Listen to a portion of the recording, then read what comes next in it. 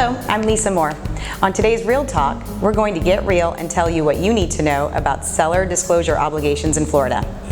In 1985, the Florida Supreme Court did away with caveat emptor in the residential context when it held that a seller of residential property must disclose any facts or conditions about the property that has a substantial impact on its value or desirability that buyers cannot easily see for themselves.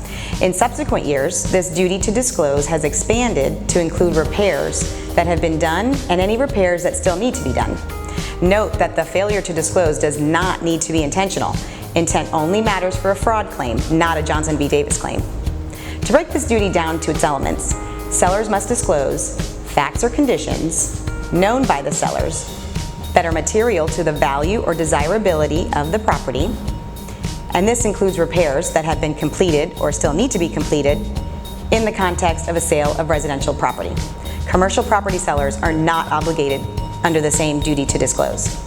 Once a buyer has knowledge of the issue, or if an issue is readily identifiable, they cannot make a Johnson v. Davis claim after closing, so buyer's agents address known issues before closing. Examples of repair items a seller must disclose include termite damage, mold remediation, Chinese drywall, leaky roofs, plumbing and electrical issues, structural damage, code violations, and unpermitted work or additions. The Florida legislature has addressed items sellers do not need to disclose. Pursuant to Section 689-261 Florida statutes, no disclosure of any homicide, suicide, death, or HIV or AIDS diagnosis is required. What does this mean for your residential sellers and you? Encourage open communication with your sellers. Courts don't take fondly to sellers who stick their heads in the sand about material issues with the property they are selling.